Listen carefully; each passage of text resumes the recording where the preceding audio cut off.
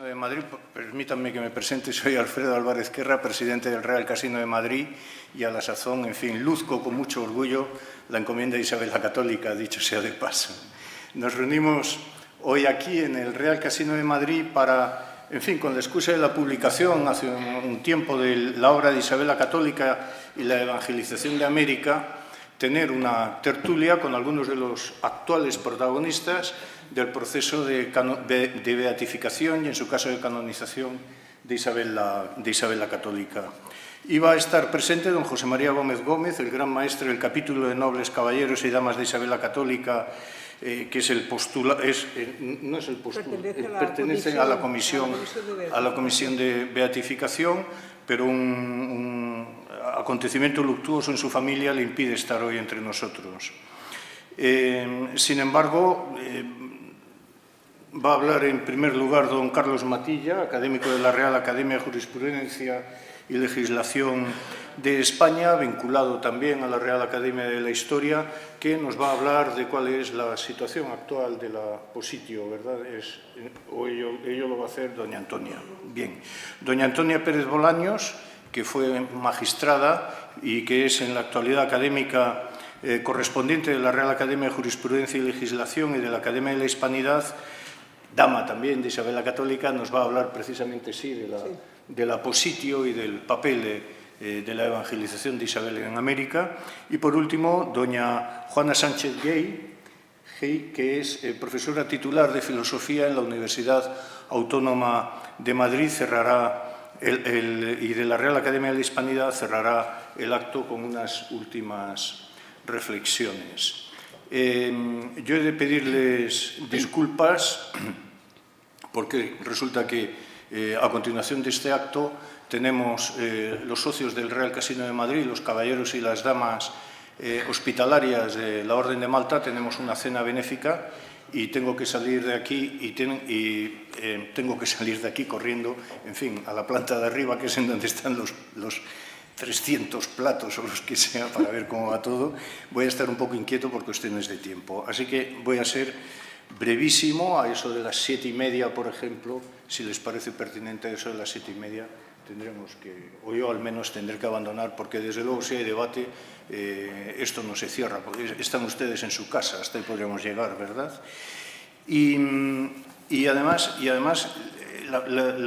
las intervenciones de hoy resultan en el caso concreto de un servidor de ustedes, para un modernista dedicado también a finales del XV y al reinado de Isabel la Católica y de Fernando el Católico, de lo más interesante, porque es saber por dónde van los pasos en la actualidad de toda la Positio y el proceso de beatificación. En fin, me gustaría hablar mucho más, pero no voy a dedicar no les voy a entretener mucho más.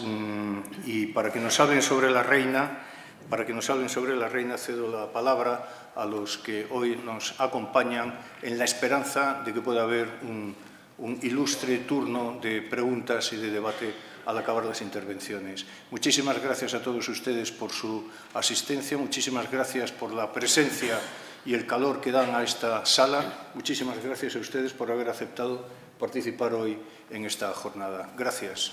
Cuando quiera.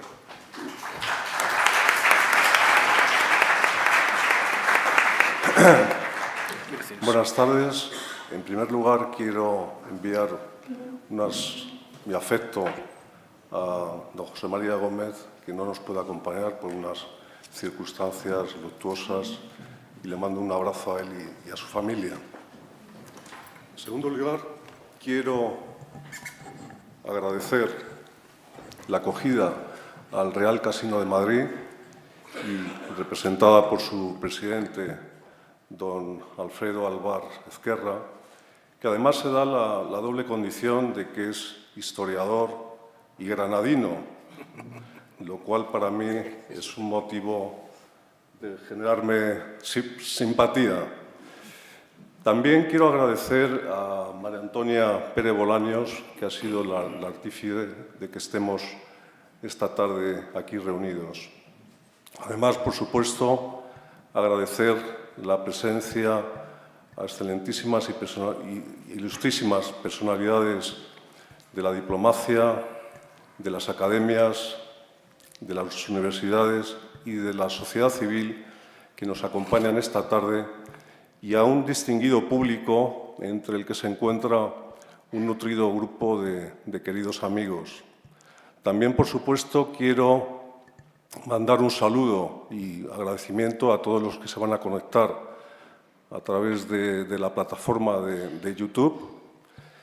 Me consta, porque así me lo han hecho saber, que hay un grupo de amigos que yo considero españoles de ambos hemisferios que se han comprometido, aparte de vernos o ver esta presentación, a difundirla entre la comunidad hispánica, tanto en Hispanoamérica como en Estados Unidos, en la capital de Latam, en Miami, también en Nueva York y luego también en la costa oeste, en San Francisco y en otras ciudades que estoy convencido que esta presentación se va a difundir y va a tener bastante éxito.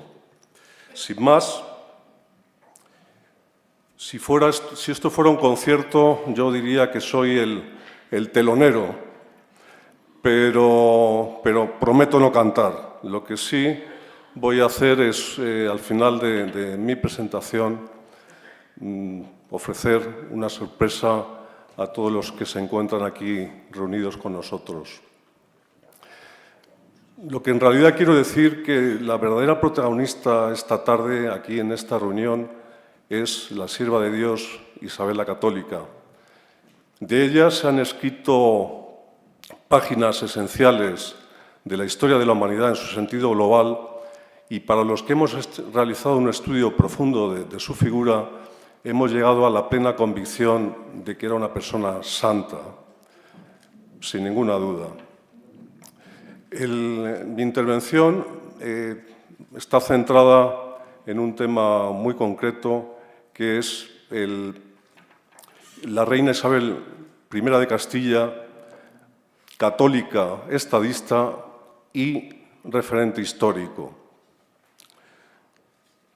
El personaje de Isabel la Católica se puede contemplar desde diversos prismas. Yo me he centrado en la vertiente de Isabel la Católica como estadista, en el sentido de que sus decisiones estaban pensadas para las siguientes generaciones, y lo hacía buscando como motor de su acción la ética cristiana y como freno su propia conciencia en el ejercicio del poder. Mi presentación tiene 5 apartados. El primer apartado se refiere a la formación de una católica estadista. Siendo infanta Isabel la Católica y estando en Arévalo con su madre Isabel de Portugal y su hermano Alfonso, ella cultivó profundamente su fe católica. Como escribió en su momento este señor que nos acompaña, que es historiador, en su obra Isabel la Católica, una reina vencedora, una mujer derrotada, inicialmente no era la princesa heredera. La educación que recibió de niña estaba encaminada a hacer de ella una infanta más dócil, piadosa y moderadamente culta. Fin de la cita. En este rincón abulense de Arévalo demostró una especial devoción a la Virgen de las Angustias. Me consta que aquí hay alguna María de las Angustias esta tarde. Y con el tiempo esta advocación le acompañó en la toma de Granada y se convirtió en la patrona de la ciudad. Ya como reina, buscó la excelencia por la gracia de la inspiración divina, mediante una oración mental metódica propia de los místicos, que practicaba cuando tenía que tomar decisiones importantes en sus retiros en el monasterio de Guadalupe, en una celda a la que llamaba Mi Paraíso.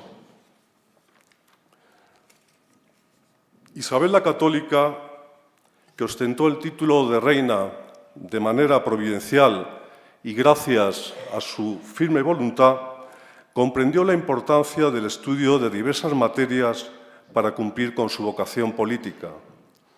Creó las escuelas palatinas, en las que se impartió una educación humanista para los integrantes de la corte.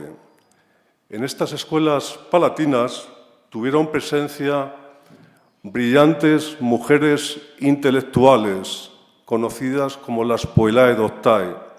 La más importante de ellas fue Beatriz Galindo, la latina, profesora de la reina y preceptora de las infantas.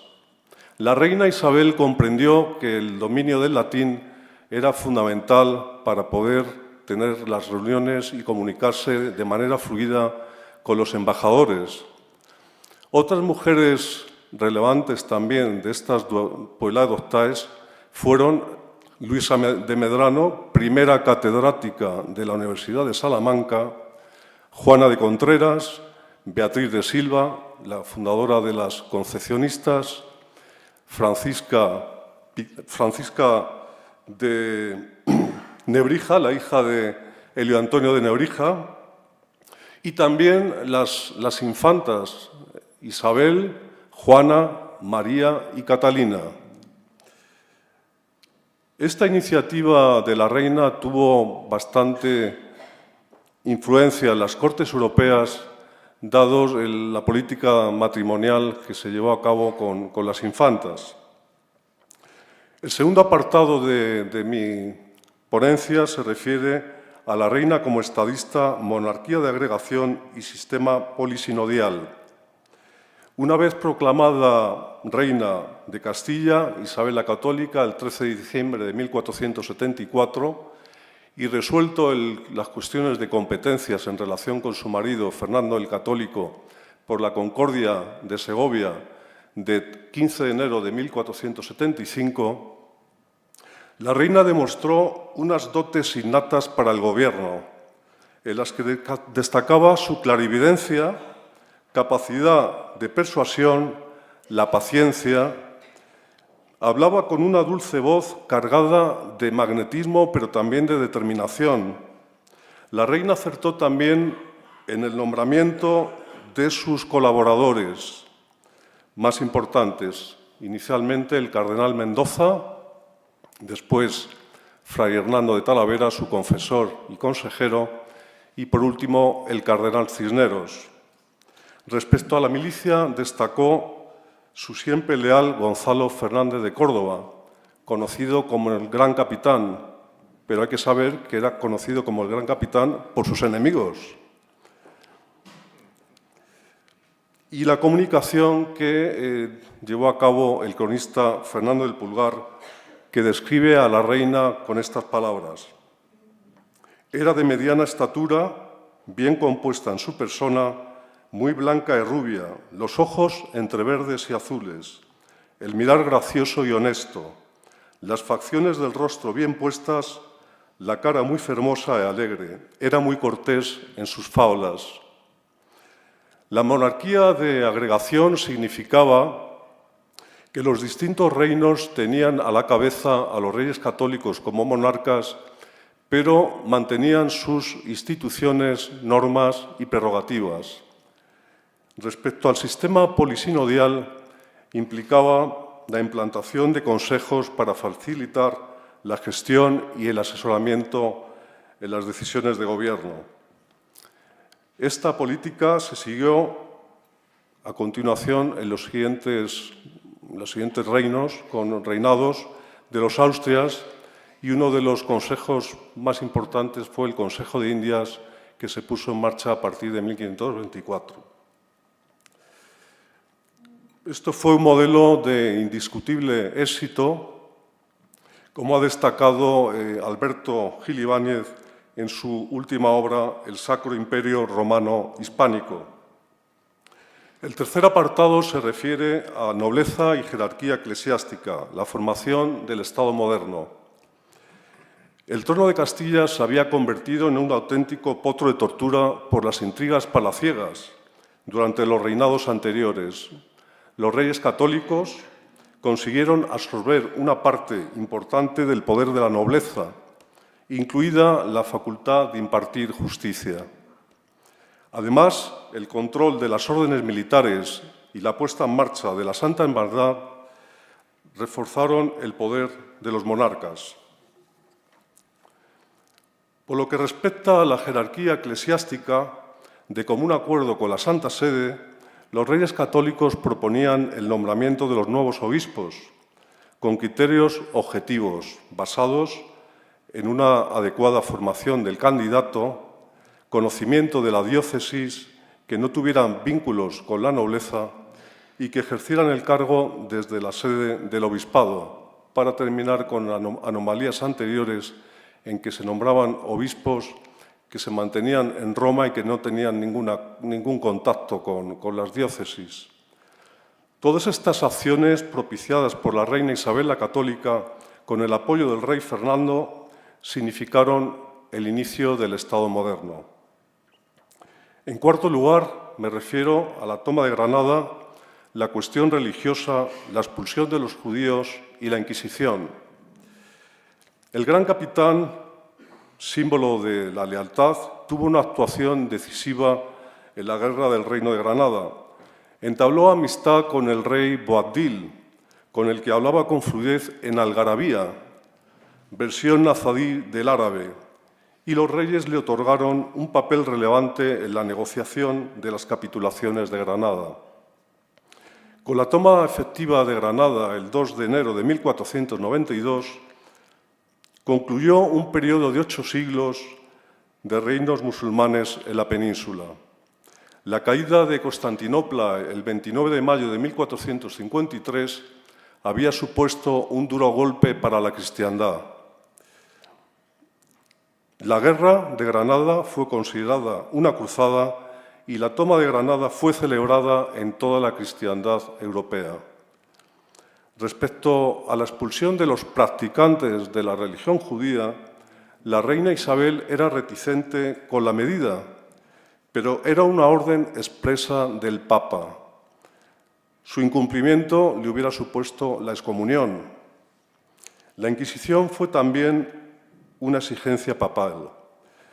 Más allá de análisis presentistas, en ambos casos se cumplía el principio cuius regio eius religio, la misma religión católica del rey para todos sus súbditos, para ofrecer una imagen sólida frente a la amenaza real del Imperio Otomano, que había llegado a conquistar la ciudad de Otranto en el tacón de la bota italiana. En quinto y último lugar, me refiero a la reina Isabel la Católica como referente histórico, la evangelización de América y el derecho tuitivo. La influencia de la reina Isabel la Católica se dejó sentir en las cortes subsecuentes durante el periodo de los Austrias. Se percibió en aspectos relativos a la importancia de la formación humanista de los gobernantes y la presencia de las mujeres en puestos relevantes de la corte. El emperador siguió los postulados de la ética cristiana como motor de su acción, pero también el freno de su conciencia. Así requirió el asesoramiento de la Escuela de Salamanca y se llegó a plantear la finalización del proceso de descubrimiento por las acusaciones falsas vertidas por parte de Fray Bartolomé de las Casas, como acredita Marcelo Gullo en su última obra Lo que América le debe a España. En el periodo de un siglo, a partir de 1474, prácticamente la mitad del tiempo, el destino de la monarquía hispánica estuvo dirigida por mujeres. 30 años, la reina Isabel, 7 años, su nieta Isabel de Portugal, mientras el emperador, el César Carlos, se encontraba batallando en Europa en defensa de la Universitas Cristiana. Y, por último, Juana de Austria, la hija del emperador y de Isabel de Portugal, durante un periodo de 5 años, entre 1554 y 1559. Por otra parte, el motivo principal para promover la magna obra del descubrimiento por parte de la reina Isabel la Católica fue la evangelización y sentó las bases del derecho tuitivo para la protección de los nuevos súbditos de ultramar. El 20 de junio de 1500, mediante una real provisión, la reina Isabel prohibió la esclavitud, como destaca Eva García en su obra El legado español. Finalizo mi intervención con la sorpresa anunciada inicialmente y les invito a que me acompañen en un corto pero intenso retorno al pasado. Una recreación inspirada en el cuadro de Eduardo Rosales, que preside mi intervención y que representa un momento trascendental en la vida de la reina Isabel, que significa el amor al prójimo representado por sus súbditos, la responsabilidad, el compromiso y el sacrificio. Pues bien, vuecencias, estamos en el año de Nuestro Señor de 1504, en la fecha del 23 de noviembre. El humanista y cortesano Pedro Mártir de Anglería, en una misiva dirigida a su gran amigo Íñigo López de Mendoza, el nieto del marqués de Santillana, conde de Tendilla, capitán general de Granada y alcaide de la Alhambra, ha descrito la enfermedad de Nuestra Señora la Reina. El humor se ha extendido por las venas y poco a poco se va declarando la hidropesía. No le abandona la fiebre, ya de entrada hasta la médula. Día y noche la domina una sed insaciable, mientras que la comida le da náuseas. El mortífero tumor va corriéndose entre la piel y la carne. Además, la reina tiene unas llagas de difícil cicatrización, las piernas hinchadas y alteraciones cardíacas. Es la información facilitada por los físicos y cirujanos principales que atienden a la reina, Juan Gutiérrez de Toledo, Juan Fernández de Guadalupe, Jerónimo de Bustamante y Juan de la Parra. La reina Isabel permanece postrada en una cama con dosel en la estancia principal del Palacio Real Testamentario de Medina del Campo. La estancia permanece en penumbra, iluminada por unos grandes hachones y unas velas perfumadas.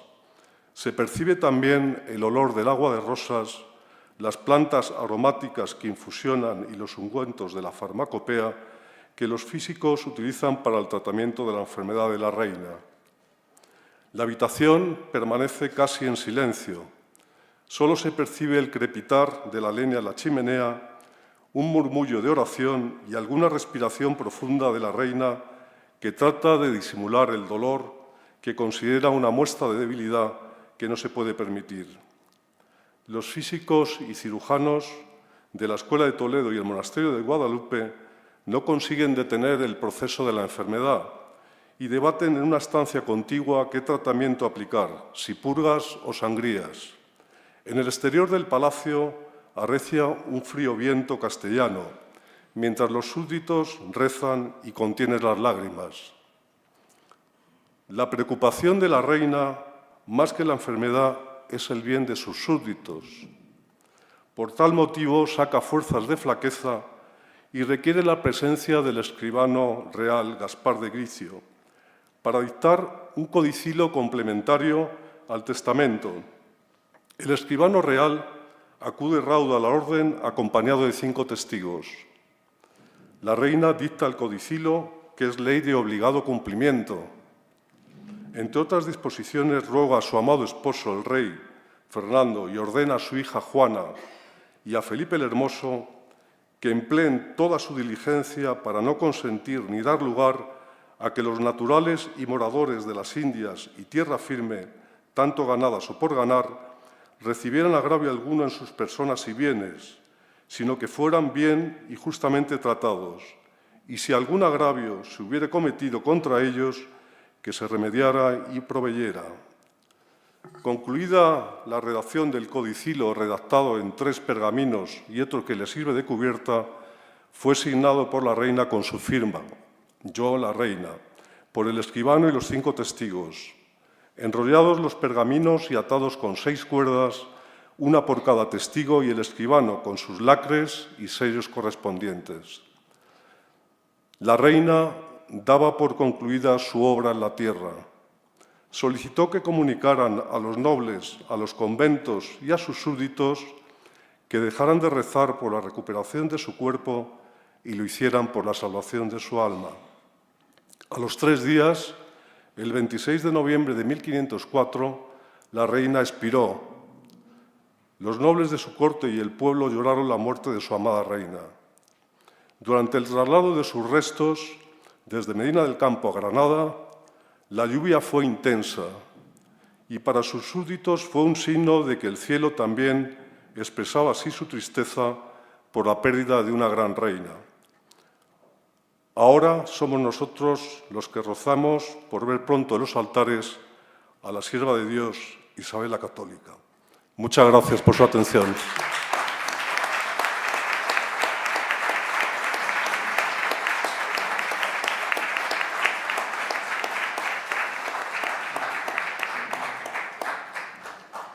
Muchas gracias, don Carlos Matilla, por esta espectacular síntesis del reinado y sobre todo de la parte final de la vida de la reina en Medina del Campo, con el testamento y el codicilo que se conservan en el Archivo General de Simancas.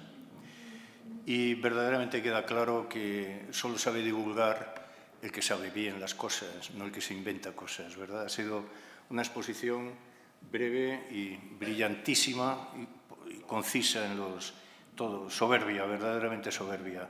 En fin, le cedo la palabra a doña Antonia Pérez Bolaños, que ciertamente es la promotora del acto que nos reúne hoy aquí y a la cual todos le agradecemos que estemos reunidos en torno a la figura de Isabel I de Castilla, la reina católica. Doña Antonia, cuando quiera.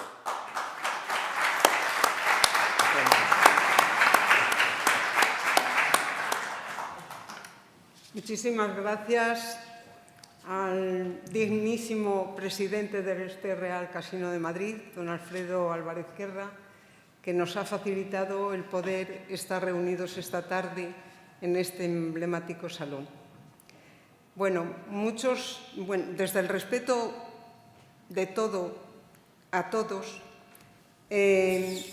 brevemente y desde la humildad que deseo sepan, aunque algunos ya lo conocen, de quién fue la idea de la beatificación de la mejor reina del mundo. Esta idea fue de una maestra argentina, Berta Bilbao Bitcher. El 12 de octubre de 1956 escribió una extensa y positiva carta al Papa Pío XII.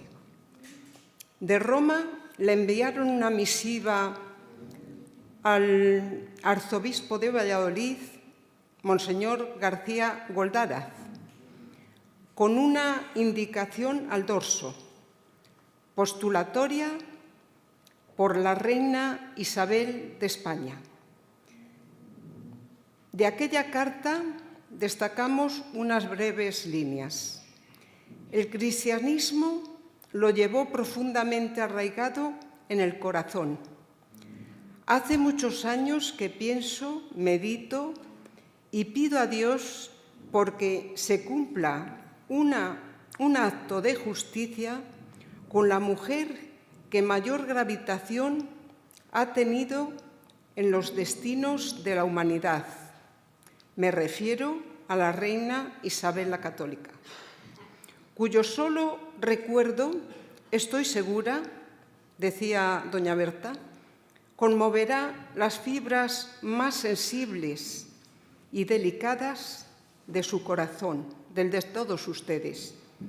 Puede decirse que un continente ha sido producto de la fe de la reina Isabel y 21 naciones libres, soberanas e independientes han heredado su religión y su veneración, colmo y gracias a la Reina Madre de América.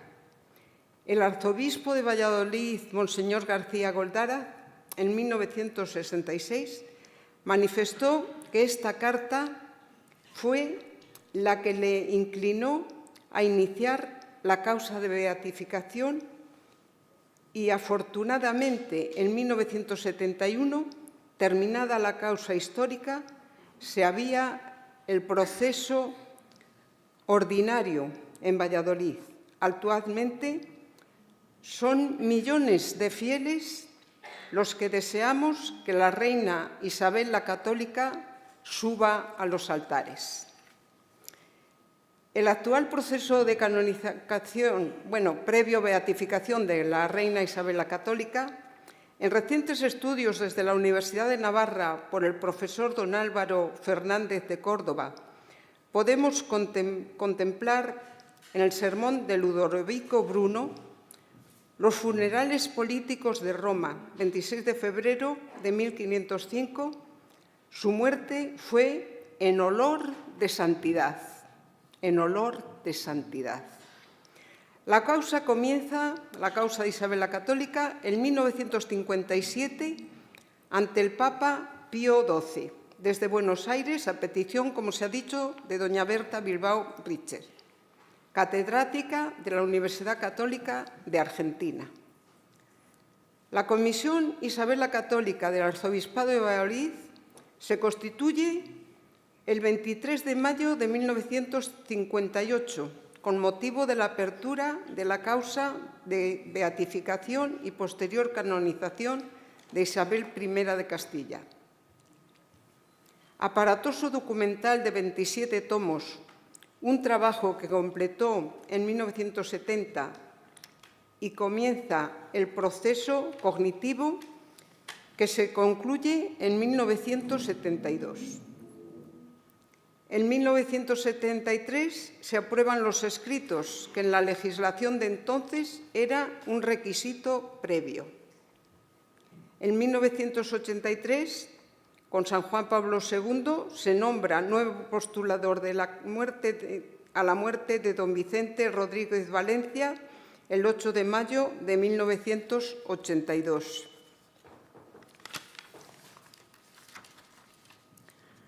Continuando el trabajo de la redacción de la Positio Histórica, el padre José María Gil.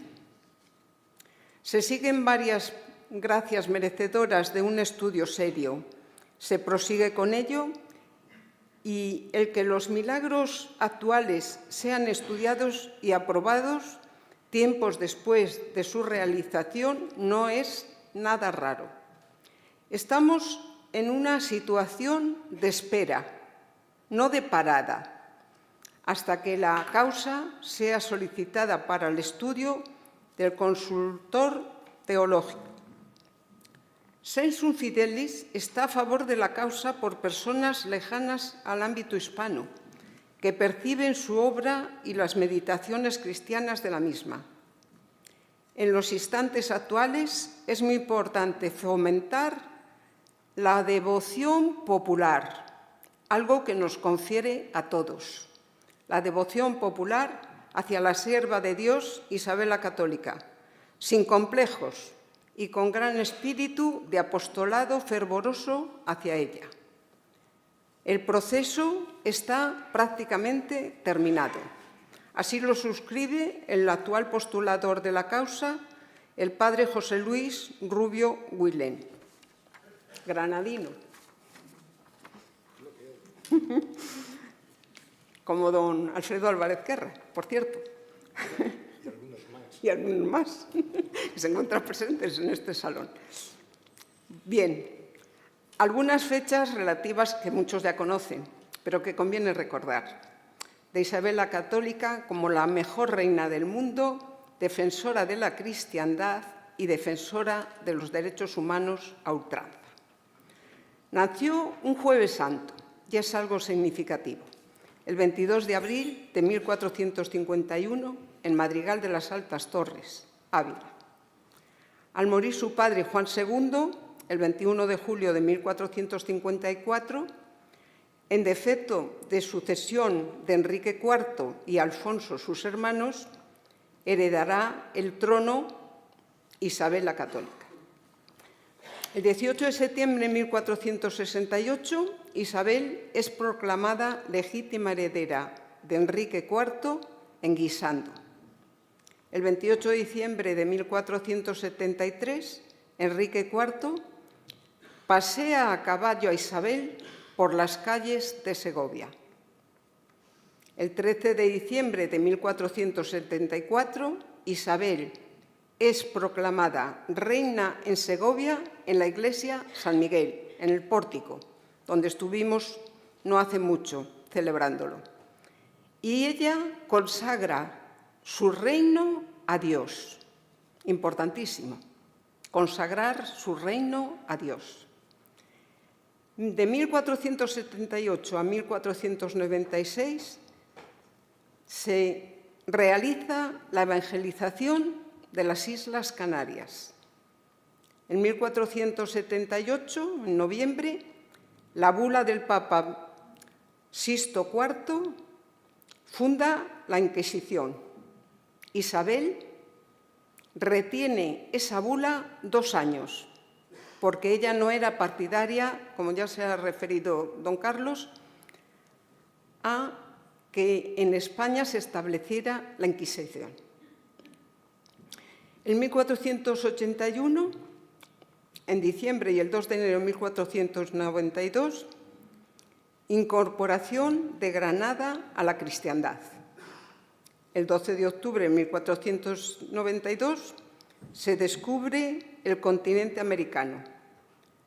Lo primero, por orden de ella, una cruz. El 19 de octubre de 1469 se realiza el matrimonio de los Reyes Católicos en Valladolid. Y el 19 de diciembre de 1496 se otorga el título de Reyes Católicos. Muchísimos más hechos y muy importantes y relevantes en la vida y obra de la reina Isabel la Católica, que muchos ya conocen y que sería muy largo de detallar. Cuando Colón presentó a los Reyes Católicos a los indígenas atados de pies y manos, ella, Isabel la Católica, con voz potente dijo: inmediatamente desatarlos. No son esclavos, son súbditos de la corona, igual que vosotros, y han de ser respetados sus personas, familias, bienes y lenguas. Se les enseñará nuestra lengua castellana, nuestros usos y costumbres. Y no solo lo dijo, también lo exigió. Ella exigió su cumplimiento. Como ya ha comentado don Carlos, que no se consientan ni den lugar a que los indios, vecinos y moradores de las Indias, reciban agravio alguno en sus personas o bienes. Antes, al contrario, que sean bien y justamente tratados. Y si a veces han resultado o recibido agravio alguno, se les remedie de inmediato. Así está establecido en su testamento, el 12 de octubre de 1504, Medina del Campo, y posteriormente su codicilio, el 23 de noviembre del mismo año, en las leyes de Indias y en numerosas normas legislativas. El denominado Nuevo Mundo se llevó nuestra fe cristiana, católica.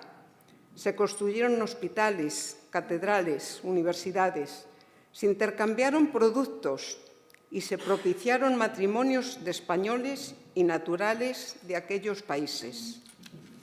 El 26 de noviembre de 1504, Isabel la Católica entrega su alma a Dios en Medina del Campo, Valladolid, en olor de santidad, como dijo también su esposo, don Fernando.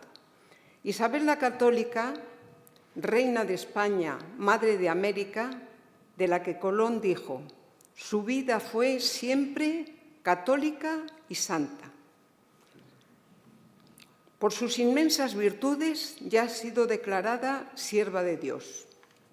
Muchas órdenes civiles, militares, religiosas y nosotros, los miembros de la Asociación Católica denominada Capítulo de Nobles Caballeros y Damas de Isabel la Católica y la Academia de la Hispanidad, que nos consideramos la familia espiritual de la Reina, seguimos trabajando en pro de su beatificación y posterior santificación y fomentando la devoción popular.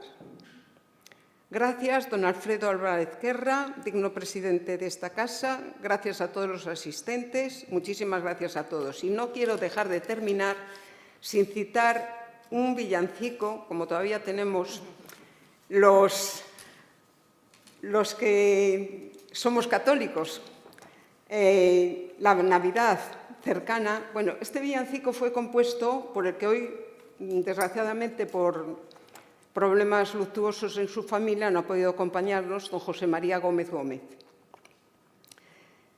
Y dice así: villancico de Isabel la Católica a San Francisco de Asís, en el 5º centenario del Belén de Grecio. Hasta la gruta de Grecio, montada su blanca yegua, llega Isabel la Católica, desde su Castilla eterna. Ha oído que en esa gruta con todo honor se celebra el 8º centenario del primer Belén, que en ella Francisco de Asís compuso una santa Nochebuena. En hábito de terciaria, de pobre y rústica jerga, sin beato ni alaracas, franciscana y andariega, Isabel descabalgaba en la boca de la cueva, donde descalzo y enjuto Francisco de Asís la espera. Se saludan santamente, inclinando la cabeza. Santamente se saludan como dos almas gemelas. Francisco, vos sois mi santo. Isabel, vos sois mi reina. Todo estaba ya dispuesto, el pesebre de las bestias, la paja, el heno, y el niño, la figura de madera. Juntos adoran al niño y juntos al niño rezan por la justicia y la paz, que acaben todas las guerras y se alivian en el mundo el dolor y la pobreza. Recemos también, Francisco, por mi triste España enferma, que amenazan destruirlas desalmados de alma estrecha. Para ella yo procuré honra, unidad y grandeza, y extendí un nuevo mundo, su religión y su lengua, de la que ahora tiranos desaprensivos reniegan. Al oír la imprecación angustiada de la reina, Francisco se echó a llorar con desconsolada pena, y el niño se estremeció en su talla de madera. Gracias a todos, muchísimas gracias.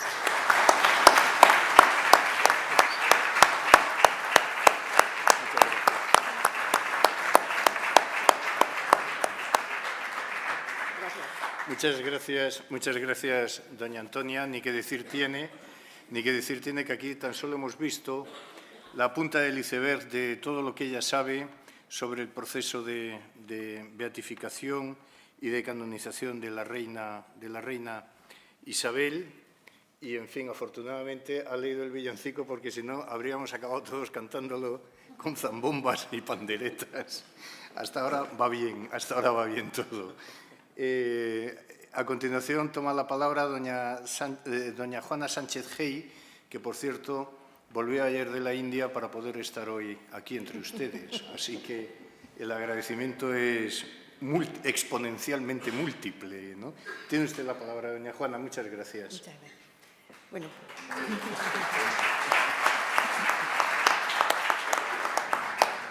Pues muchas gracias. Sean también mis primeras palabras de gratitud por el acierto de esta convocatoria, también al presidente del casino por abrirnos la casa a la misma, ¿no? Voy a ser muy breve y me voy a centrar en el tema que hoy nos ocupa. Isabel la Católica y la Evangelización, este libro de actas que recoge un congreso en Valladolid en el 2018. Después de una brevísima introducción, también brevemente hablaré con qué sentido quiero tratar el hecho de la evangelización en América a cargo de Isabel la Católica. Algunos estudiosos cifran en la paz de Alcántara, conseguida por dos mujeres, Beatriz de Portugal e Isabel, la reina de Castilla, la puerta a nuevos horizontes en el reinado de Castilla. Los nuevos horizontes están claros, o se irán aclarando con el tiempo, el descubrimiento de América y las empresas africanas. En efecto, tras las capitulaciones de paz con Portugal en 1479 y realizada la paz efectiva en 1490, tras el matrimonio de Alfonso de Portugal con Isabel de Castilla, la reina, como ya se ha citado esta tarde, emprende la reforma religiosa del reino. Muchas de lo que voy a citar ahora ya se ha dicho. En el reinado de Isabel de Castilla, las situaciones a resolver eran muchas en torno a este tema que nos proponemos muy brevemente, la reforma religiosa del reino. Por una parte, la situación de los obispos, muchos de ellos no viven en sus residencias episcopales, el nombramiento de algunos otros que con fines ajenos a la situación pastoral, lo cual se sancionó posteriormente con el Concilio de Trento. Aquí vemos lo que va a ser lo que podríamos llamar la anticipación de una reina pionera. Tendríamos que recordar, ya que se ha dicho que soy profesora de filosofía, que anticipación es una categoría ontológica que solamente pertenece a los seres personales, a los seres vivos personales. Es decir, hay algo que, como seres futurizos que somos, proyectamos, anticipamos, sin saber a ciencia cierta por qué. Y de esto la reina Isabel de Castilla tenía mucho. Tendríamos que citar incluso que en el tercer año de su reinado, 1478, se convoca el Concilio Nacional de Sevilla, en donde se resuelven algunos de estos problemas de la reforma religiosa del reino. Pero no eran solo estos los problemas que existían. Sabemos también de otros grandes problemas. Uno de ellos era el criptojudaísmo, el otro, la Inquisición en Castilla. Es cierto, como ya se ha dicho, que la bula papal llega en 1475 con un objetivo muy claro: evitar este criptojudaísmo. La reina, sin embargo, organiza una amplia gestión para obtener los mismos resultados sin establecer en un primer momento el Tribunal de Rigor en Castilla. De 1478 a 1481 trata de formar la fe pura cristiana en su reino. Para ello se vale sobre todo de dos grandes medios, por no llamarles instrumento. Por una parte, el catecismo del cardenal Mendoza. Por otra parte, las catequesis de su confesor y consejero, un confesor al que siempre sigue, que es Fray Hernando de Talavera. Quería ensayar, diríamos hoy, con planes totalmente modernos, la reina, que el convencimiento está antes que el rigor, que efectivamente la fe ha de vivirse por convicción propia y no por imposición. Y sobre todo, lo que ya observamos en ella en todo momento, tanto en lo que se refiere a los judíos como a los árabes, que prefiere la convicción a la imposición. Convendría recordar, ya que se ha hablado tanto de Granada como tiene que ser, y yo soy de Cádiz, que en las Cortes de Cádiz de 1812 la reina es alabada, diríamos precanonizada, por muchos liberales, como por Modesto Lafuente, por Francisco de los Ríos, sobrino de Giner de los Ríos, el creador de la institución libre de enseñanza. Es decir, en las Cortes de Cádiz se dejó claramente expreso la prudencia de la reina y su aversión a las medidas de rigor, para posteriormente censurar el Tribunal de la Inquisición. Los liberales del 19 condenan la Inquisición, pero, como decíamos antes, canonizan a la reina. Creo que esta breve introducción tiene que ver con todo lo que supuso la aceptación del descubrimiento de América y, sobre todo, el único objetivo, como también se ha citado esta tarde, de la evangelización. 1492 no es fecha solo de la cancelación de la Edad Media, es el comienzo de una nueva etapa para el marino genovés después de una espera de 7 años. Señalaremos algunos hitos de este itinerario que indican el compromiso de la reina, su vivencia interior. Solamente me quiero referir a este apartado, y su compromiso exterior, es decir, su compromiso de vida con lo que ella vivía interiormente. Primero, una singular intuición, que es sinónimo de vínculo de su apertura a Dios. Me gusta citar, cuando hablo de mujeres filósofas, en este caso de la reina, cómo hay una elección, un toque de Dios, un vínculo especial, cuando, como hoy se dice muchas veces, sobre todo en los temas pedagógicos, visión y misión, cuando alguien tiene una visión particular. La reina Isabel de Castilla lo tenía, porque toda la prudencia humana del reino pedía que se desentendiera del marino genovés, incluido su confesor, Fray Hernando de Talavera. Colón aparece en Santa Fe en una fecha inoportuna, y por ello la Junta Magna rechazó los planes de Colón. Sin embargo, en este caso, Bartolomé de las Casas, sabemos claramente por él que por una intuición especial de la reina de Castilla, Isabel manda detener a Colón en su camino hacia el extranjero, y volvió, y se firmaron las capitulaciones que hacían posible el descubrimiento. Cito unas palabras de Cristóbal Colón: en todos hubo incredulidad, y a la reina mi señora Dios le dio el espíritu de inteligencia y esfuerzo grande, y los hijos de todos heredera, y le hizo de todo heredera como a hija amada.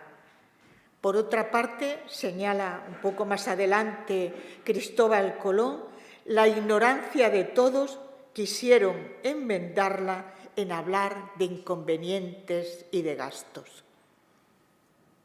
Segundo punto, el amor de la reina a los nativos, por su condición de hijos de Dios, que es la única forma que podemos tener de explicar la dignidad humana. Es verdad que Kant, en el siglo XVIII, la explica de una manera, usando solo su razón, de una manera, a mi entender, exquisita también, porque nadie puede ser tomado como medio, sino que todo ser humano somos fin en sí mismo. Pero explicado de una manera más cristiana, es de esta manera que lo explica la reina. Y lo explica así porque es una reina humanista y tiene en cuenta que la condición esencial de la persona humana es su dignidad por ser hijos de Dios. En primer lugar, tendríamos que decir que la teología y en el derecho de su tiempo, los indígenas no civilizados y no cristianos se tomaban como esclavos. Era lo que la reina había aprendido de su preceptor, Fray Martín de Córdoba, catedrático de filosofía en Toulouse y en Salamanca. Sin embargo, la reina se anticipa a un nuevo derecho de gente, que se formulará 20 años más tarde. De nuevo, la mente de Isabel, el criterio de anticipación que proclama este derecho de gente a comienzos del siglo XV. La reina ordena una junta de teólogos que tarda 4 años en manifestar su parecer. Mientras tanto, mientras que la junta de teólogos determina, la reina designa a Antonio de Torres, hermano de Juana, preceptor de su hijo, ama de su hijo el príncipe Juan, y dice que se recojan a todos los indios vendidos y se devuelvan a sus tierras. El dinero lo paga la reina. 1502, Antonio de Torres puede escribir a la reina comunicándoles que los indios han sido devueltos y señala que una niña no ha querido volver a su tierra y se queda en España. A partir de ahora, las instrucciones sucesivas son claras y determinantes. Le dice a Colón y a su gobernante, prohibido cualquier venta, y lo señala con estas palabras, y no habéis de traer esclavo, a no ser que alguno quisiera volver en razón de su lengua como intérprete. Tercero punto y último, un contenido, un único objetivo, la evangelización. En el codicilo ya citado, esta tarde de 23 de noviembre de 1504, 3 días antes de su muerte, la reina sienta las bases de las leyes de India, con estas palabras que cito. Nuestra principal intención fue procurar inducir y traer a los pueblos de allá a la fe católica y enviar a dichas islas prelados religiosos y clérigos. Este es nuestro principal fin. Más adelante señala, y no consientan que los vecinos y moradores en dichas Indias reciban agravio alguno en sus personas ni en sus bienes, mando que sean bien y justamente tratados. Pío XII, en 1951, dice sobre el codicilo, aquellas tierras del Nuevo Mundo hacia las que volvieron los ojos moribundos de la gran Isabel, como hemos visto y también en el cuadro, en cuyo espíritu singular querríamos evocar no tanto la fortaleza de la visión política, cuanto las ansias maternales de paz dictadas por un concepto propiamente cristiano de la vida que pedía para los que llamaba a sus hijos de América un trato de dulzura y de evolución. Concluyo. Recuerdo, ya que fui profesora en la Universidad de La Laguna, un libro de 1960-61 de Antonio Romeu de Armas titulado La política indigenista. Creo que la política indigenista de Romeu de Armas, cuando habla de Canarias, se ve superada incluso por la mentalidad única de la Reina de América, tanto cuando se refiere a América como a Canarias. Así decía la Reina, los indios de América, se hagan cristianos o no, son súbditos libres de la corona como lo son de Castilla. Esta libertad jurídica de condición de súbdito viene instaurada por la política de isabelina del buen trato a los indios, porque son libres, porque son súbditos en las mismas condiciones que la corona tiene implantada en todo el reino. Otra cosa será que estaban expuestos a los desmanes de difícil control de los gobernantes. Muchas gracias.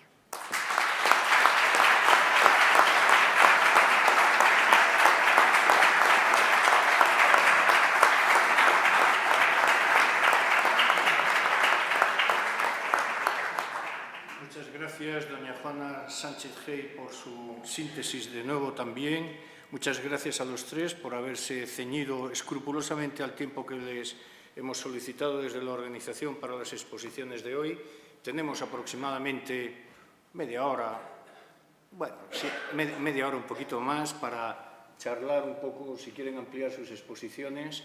Y, desde luego, el colofón de doña Juana de los desmanes de los gobernantes y no la mentalidad de la reina es de capital importancia.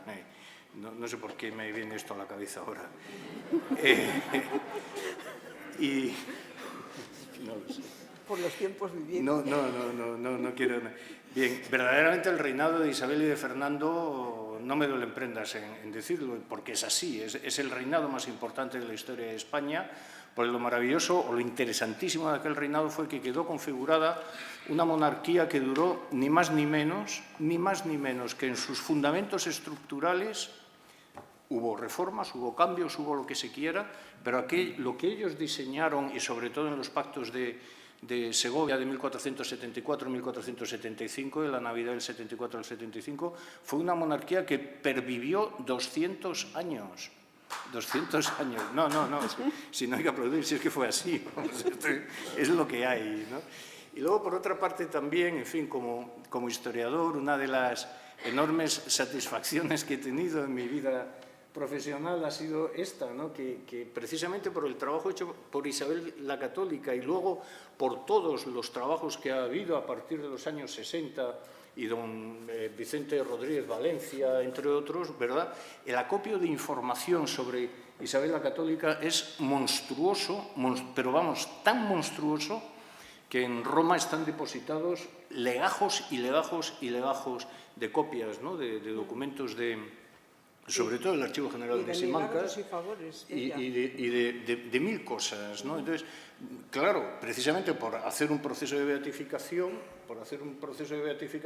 ha habido que recopilar muchísima información y a un historiador pues le resulta bastante agradable que sean otros los que han hecho la recopilación previamente, ¿no? No obstante, hay que leérsela. No hay que hacer novelas, hay que hacer investigación histórica, ¿no? En fin, yo, si quieren explayarse un poco más en algo de las intervenciones que han tenido, o damos la palabra al público con una condición. Sí que les ruego, por favor, que las preguntas sean preguntas, no disertaciones, ¿verdad? ¿Me entienden, no? Por favor. Sí.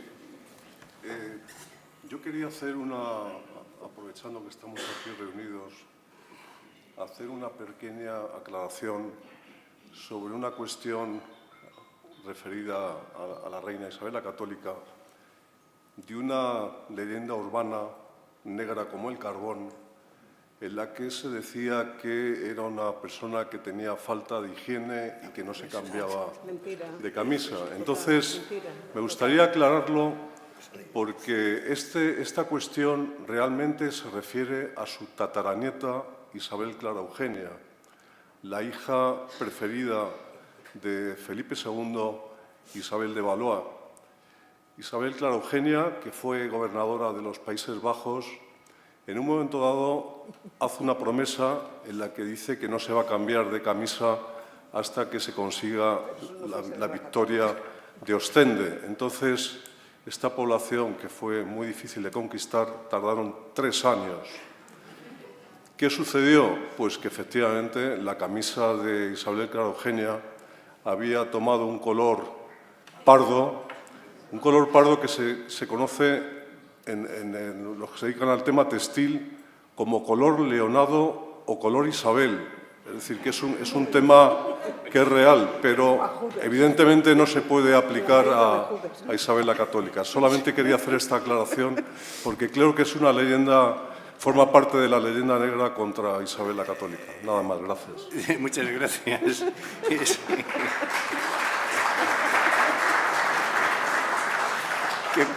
Que por cierto, ya que estamos llegando a este altísimo nivel científico,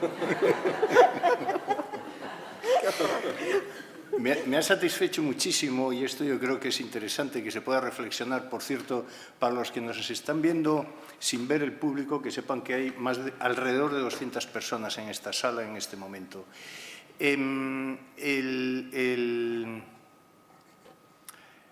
Sí, no ha habido que hablar de leyenda negra. Es que es un hartazgo lo de la leyenda negra, de verdad, es muy cansino. Y para los profesionales que nos hemos dedicado, para los historiadores científicos que nos hemos dedicado toda la vida dando vueltas a lo mismo, es pesadísimo, ¿no? Sencillamente lo único que hay que hacer es trabajar con la documentación, cribar la documentación y buscar la verdad histórica y escribir, punto, y se acabó, ¿no? De verdad es que es cansadísimo, ¿no? Es cansadísimo. En cierta ocasión estaba tomando un café, me permiten la anécdota, incluso cortaría la grabación, estaba tomando un café con el maestro Josep Pérez, que fue príncipe de Asturias de Humanidades y un gran conocedor de Isabel la Católica y de todo el reinado de la Inquisición y de todo lo que quisiéramos y de la historia de España. Y le pregunté, maestro, bueno, maestro porque es como se llaman los maestros, no porque fuera una cita bíblica, ¿no? Maestro, Isabel la Católica se cambió de camiseta, de camisa y tal. Y me dijo, yo nunca he visto que no se la cambiara y tal, ¿no? Sí, debe ser algo de leyenda negra sobre Isabel, ¿no? Bueno, es el reinado, como decía antes, más importante de la historia de España y su anticipación. Es verdad, se puede interpretar de esa manera también, porque una de las claves, fíjense, este es otro de los aspectos más interesantes de nuestra historia y que menos se conocen, y aprovecho que tengo este público para decirlo y no me muerdo la lengua. Desde el reinado de Isabel la Católica y, por supuesto, del cardenal Cisneros, con el cardenal Cisneros, ella, gran devota de San Francisco, y él, franciscano, y por lo tanto militante de una permanente reformación de la Iglesia. La primera reforma que se hace en el mundo cristiano a finales del XV o en el siglo XVI es precisamente la reforma que introduce el cardenal Cisneros en la Castilla de finales del XV y principios del siglo XVI. La Universidad de Alcalá de Henares es una universidad que nace no para otra cosa, sino para el estudio filológico de la Biblia. Es para lo que nace la Universidad de Alcalá, para fijar el texto sacro de la Biblia filológicamente, insisto, limpiándolo de impurezas. Y desde entonces se constituye en una constante de la religiosidad de Castilla de la reforma permanente, bien sea de franciscanos, jesuitas, dominicos. Como ven, todos son órdenes que están propugnando la permanente reforma. Y es muy interesante porque esto de reformar y tal, se apropian del concepto y de los términos el mundo protestante, que hacen muy bien, y la reforma es de Lutero, y los católicos lo que hacen es una contrarreforma de la reforma. No, los católicos sabían los pecados de la Iglesia, o de algunos de los miembros de la Iglesia, no sé cómo expresarlo ahora mismo, y hacen una pre-reforma católica, sigue la reforma protestante y continúa la reforma católica, que es pues, cómo funcionaba la Iglesia y ya está, ¿no? De hecho, en el siglo XIX, un prusiano que vino por aquí, luterano de convicción, Maurenbrecher, hizo un libro espectacular sobre Carlos V y el protestantismo. Vino a España a hacer este libro en el Archivo General de Simancas y su sorpresa fue el de descubrir, él ya avezado historiador, que todos sus conocimientos estaban equivocados, que sus conocimientos históricos eran producto de de la construcción subjetiva, vulgo propaganda, de este periodo de la Reforma protestante y la contrarreforma católica, y él vio en Simancas, él vio que había habido una reforma previa, que es la reforma de Isabel y del cardenal Cisneros, ¿verdad? Luego sigue la reforma luterana, luego continúa por el Concilio de Trento, que por cierto el Concilio de Trento es el renacimiento del catolicismo, que es de capital importancia, y que les recomendaría, si fueran ustedes mis alumnos, que se leyeran los cánones y decretos del Concilio de Trento, porque es muy sencillo, están en español y en Internet. O sea, en San Google teclean cánones y decretos del Concilio de Trento y les sale todo. Y para ver cómo es. Perdónenme, pero es que, en fin, me encanta. Y no les cuento las experiencias en la serie de Isabel o en la de Carlos V, porque no tengo tiempo. Doña Antonia, yo querría que nos profundizara un poquito más en cuál es el proceso verdaderamente ahora mismo, ya con más sosiego, con más tranquilidad, por dónde anda ahora mismo la beatificación de Isabel la Católica, porque tengo anotado por aquí de algún obispo romano o de quien sea que decía que non é fermata e camina con tropezones, ¿no? Camina con tropezones, efectivamente. Pero en lo que estamos ahora es en insistir en la devoción popular, que es importantísima. La devoción popular hacia la reina Isabel la Católica y proseguir, como estamos haciendo humildemente desde el capítulo de Nobles Caballeros y Damas de la reina Isabel la Católica y la Academia de la Hispanidad, como he citado anteriormente, es insistir una y mil veces en cualquier momento y en cualquier lugar y en cualquier ocasión que la devoción popular hacia la reina Isabel la Católica, la que ya debería estar en los altares, debe ser extendida por todos los que hoy estamos aquí, por los que nos escuchen, por los que nos oigan en otros foros, en cualquier momento, porque la oración todos sabemos que es muy, muy poderosa y la escucha Dios. Y Dios es el que hace a los santos. Los obispos, los papas, son los instrumentos que Dios utiliza para denominar sierva de Dios, como ya está denominada Isabel la Católica, o para su beatificación o posterior canonización. Pero en definitiva es Dios. ¿Y a quién tenemos que rogar? Pues a Dios, insistentemente, por la devoción popular hacia Isabel la Católica. Muy bien. Muchas gracias. He sacado aquí una nota pues yo qué sé, de algún archivo. Escribió un anónimo tras la muerte de la reina. Estoy hablando de un documento de 1504 o de 1505, ¿no? Cito textualmente: de esta reina, considerada la fe, vida, religión y su fin, no sería temeridad afirmar que está en el cielo. Esto está escrito en 1505 al hilo de estas cuestiones de la devoción popular, ¿no? Que mencionaba ahora mismo. Si alguien del público quiere hacer alguna pregunta, no han levantado la mano, no hay preguntas, entonces. La señora, por favor. Muchas gracias, felicidades por la exposición, que ha sido muy interesante.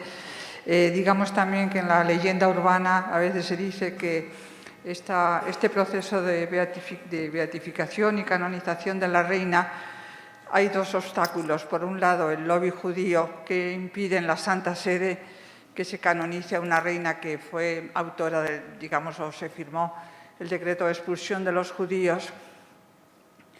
Y la otra causa es la filosofía woke, que nace en las universidades americanas, en los campus, de tanto defensa del indigenismo. Se estima que, por tanto, la llegada de los españoles a América fue un trastorno para esa dinámica de la cultura de los indígenas. Muchas gracias. Muchas gracias por la pregunta y por la concisión en la pregunta. Bueno, Judíos y woke. Sí. Pero vamos a hablar de franceses, ya verá. Por favor.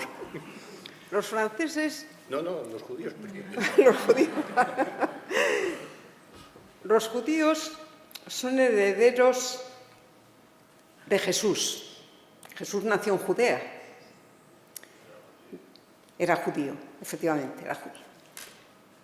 Y Jesús murió en la cruz por redimirnos a todos, judíos y no judíos, creyentes y no creyentes. Y Isabel la Católica era profundamente cristiana. profundamente católica, y así lo transmitió a lo largo de su vida con sus virtudes, con su ejemplo. Y toda esa leyenda negra que intenta destruir la verdadera historia, como ha reiterado don Alfredo, es pura envidia, porque ellos no tuvieron nunca, ni los judíos ni los franceses, una reina ni tan bella, ni tan hermosa, ni tan inteligente, ni tan decidida como fue nuestra querida reina Isabel la Católica, una mujer de piel clara, de cabello rubio como el trigo de Castilla y ojos azules como el cielo castellano, como la describe muy bien en un poema José María Gómez Gómez, que desgraciadamente hoy no ha podido acompañarnos, pero se lo diría y se lo explicaría muchísimo mejor que yo. Bien, muchas gracias. Don Carlos Matilla, a lo mejor tiene algo que apuntar sobre los obstáculos, ¿no?, al proceso de beatificación. Sencillamente, lo que se puede decir al respecto es que Isabel la Católica, cuando sea proclamada santa, lo será para los católicos. Quiero decir que los santos son santos para los católicos, es decir, no tienen por qué serlo para los practicantes de otras religiones. Yo tengo un profundo respeto con los practicantes de otras religiones, pero creo que la decisión no les corresponde a ellos. Entonces, por otra parte, la cuestión del lobby judío creo que no está bien traída, porque realmente el lobby judío hoy por hoy no está interviniendo en contra del proceso de canonización, hasta donde yo tengo entendido. Por lo tanto, realmente lo que hay que hacer es continuar haciendo nuestro trabajo, que no es otro que está relacionado precisamente con todo tipo de actos de manifestación de devoción cristiana, como el que estamos celebrando hoy aquí, porque no deja de ser precisamente un acto dirigido al proceso de canonización de Isabel la Católica. Y la prueba de que vamos por buen camino es la concurrencia de este extraordinario público que nos acompaña. Muchas gracias. Gracias. Y yo querría... ¿Existe algún manual de cómo se hace un santo?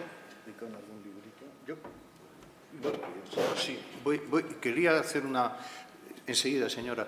Querría hacer una pregunta a los compañeros que están en la mesa, a los profesores que hay en la mesa. Para el público en general, ¿existe algún libro en el que se cuente en qué consiste el proceso de beatificación? Bueno, primero de declaración de siervo de Dios o sierva de Dios, y luego de beatificación y de canonización de un cristiano, por saber, vamos, porque hay unos procesos, hay un apositio, hay no sé qué. ¿Todo esto está explicado de alguna manera en algún sitio? Todo eso está presentado en el Vaticano en 27 tomos. No digo Isabel la Católica, ya, quiero decir en general. En general. ¿Cómo un lector puede saber cuál es el proceso de canonización de un creyente? No está escrito. Estamos en ello, pero sí, no está escrito. Hay una entidad en el Vaticano que es la que se ocupa de estos asuntos, y efectivamente hay un proceso establecido que tiene que cumplir una serie de fases. Hay unas fases que ya se han cumplido y en estos momentos estamos en la fase en la que Isabel la Católica está declarada sierva de Dios. A continuación tiene que ser declarada venerable.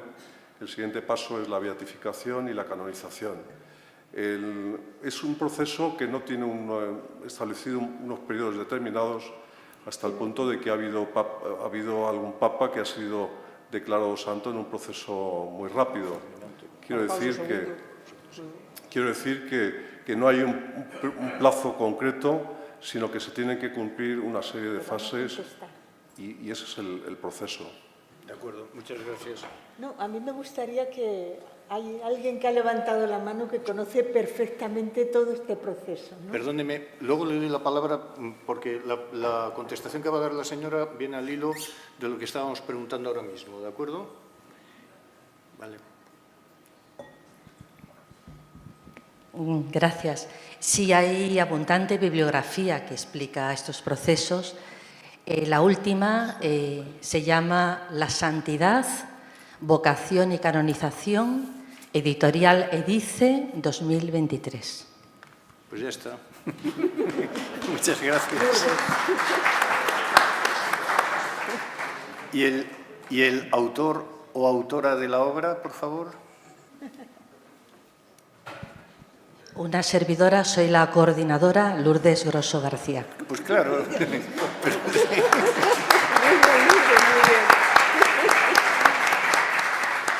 Muchas gracias. Nos pasa luego la ficha porque nos interesará mucho en esta biblioteca adquirir la obra, ¿de acuerdo?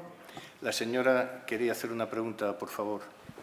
Sí, solamente quería saber si yo que soy de Venezuela, América, si este proceso de beatificación se ha expandido ya para recoger pues data, milagros, todo este proceso de santa de esta reina que para nosotros fue icono de costumbre, religión y cultura más idioma, ¿no? Entonces nos gustaría ver cómo podíamos apoyar quizás desde el otro continente. Me pongo a la orden, así.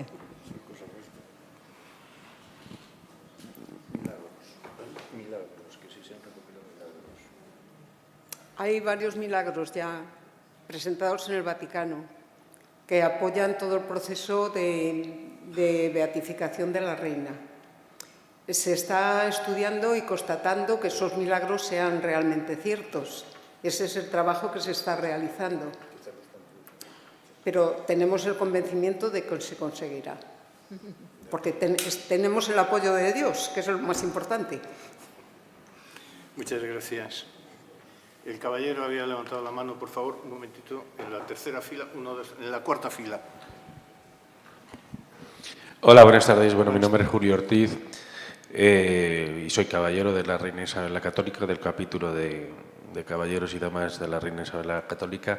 Al hilo de lo que se estaba comentando aquí antes, ¿existe realmente en este proceso de canonización algún grupo o algún lobby, como se ha estado hablando antes, o algún, no sé, un grupo que esté intentando que no se lleve a cabo la canonización de Isabel la Católica? Gracias. Yo creo que sí. Un poco se ha dicho antes, ¿no?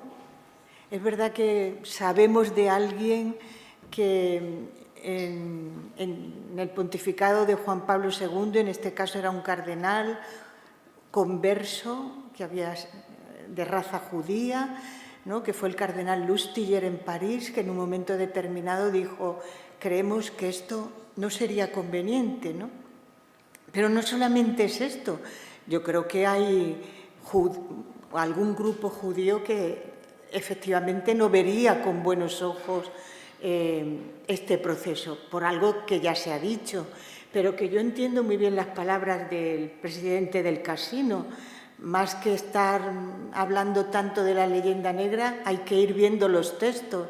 Hay documentación más que suficiente, pero originaria, en la que se ve no solamente que Isabel de Castilla confiaba en los judíos, el médico de la corte lo era, y tanto, bueno, muchos hechos que pueden diagnosticar, vamos, que dan fe de que no era en contra de los judíos como raza, sino que efectivamente, se ha dicho también esta tarde, lo que se decía era que lo propio del reino es que sus súbditos tuvieran la misma fe que el rey, y que además ella puso todo de su parte para una conversión sincera y, sobre todo, diríamos en último término, es que tenía que resolver problemas sociales que hoy llamaríamos terrorismo, así de claro, ¿no?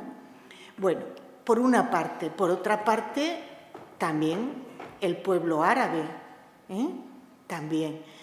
Y también se ha comentado esta tarde en las preguntas de la primera señora que ha intervenido, cómo se entiende esto desde un indigenismo, vamos a decirlo así.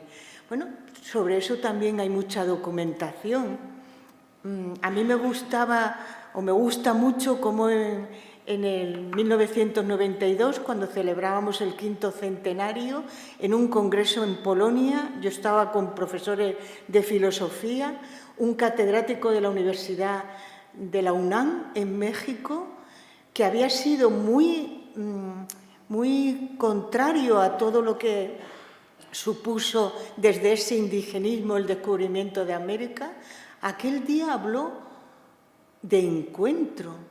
Es que tenemos que entender qué significó todo, qué significó descubrir un mundo nuevo, descubrir qué supuso el encuentro de culturas diferentes, cómo el Reino de Castilla lo pudo entender, cómo ha sido un reinado con una autocrítica como ninguno.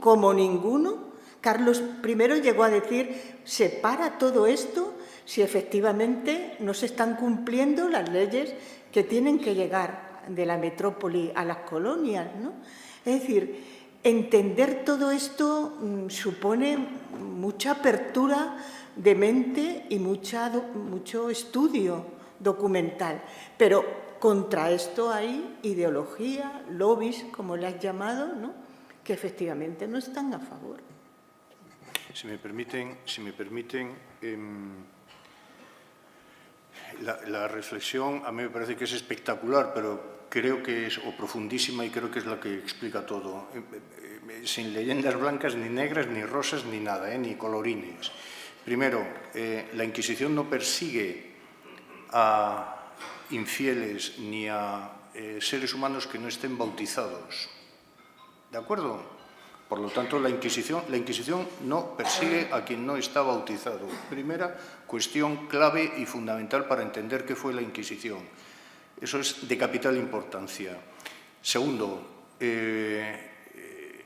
claro, entre 1478 y 1480, que tienen los primeros autos de fe en la plaza de San Francisco en Sevilla y las primeras ejecuciones inquisitoriales, lo que se está persiguiendo entonces no es a los judíos, sino la herejía de apostasía. ¿De acuerdo? Que el matiz tiene tela que cortar. ¿De acuerdo? No se persigue a quienes no están bautizados. Segundo, se persigue sobre todo la herejía de apostasía.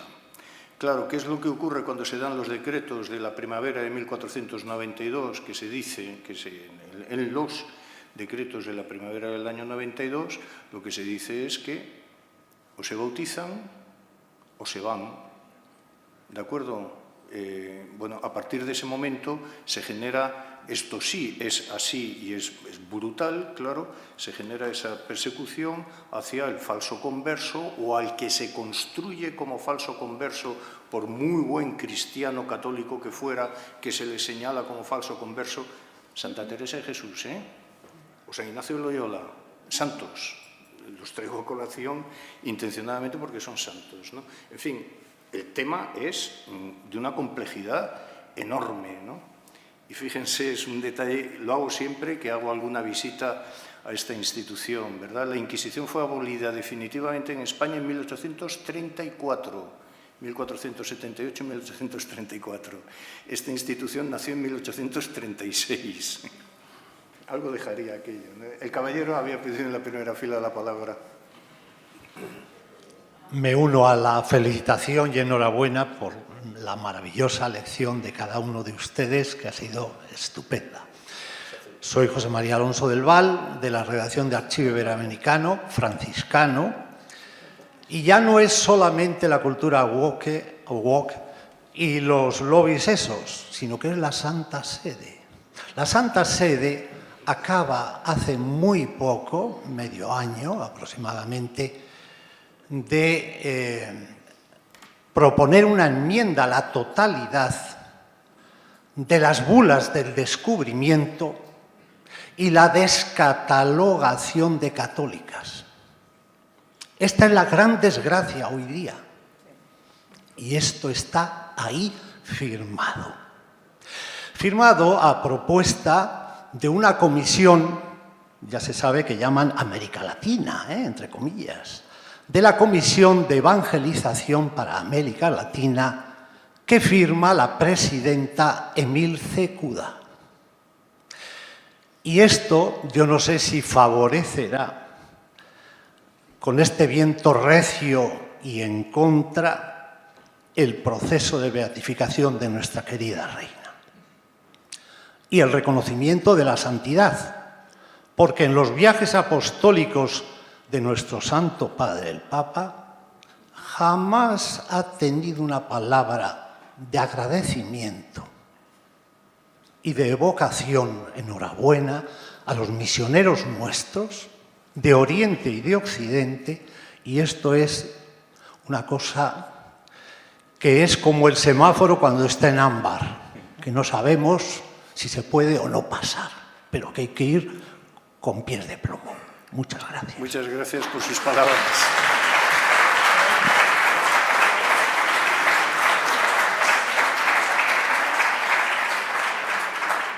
Agradezco mucho al padre del Val franciscano que nos haya hablado desde el conocimiento de la reforma de la Iglesia que han practicado los franciscanos desde tiempos del cardenal Cisneros en adelante. Hay que leer mucho de Cisneros para entender muchas cosas y en especial, claro, la biografía de García Oro o la biografía de Josep Pérez, pongo por caso, ¿no?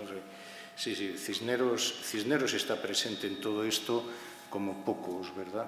Bueno, pues yo, sintiéndolo mucho, porque, en fin, estamos todos, me da la sensación que muy a gusto en esta sala y en esta reunión, me veo en la obligación de, agradeciendo primero a los maestros que ha habido en esta mesa y a todos ustedes por su atención, su venerable atención, me veo en la obligación de tener que levantar la sesión. Hasta la próxima. Muchísimas gracias a todos por su asistencia. Gracias.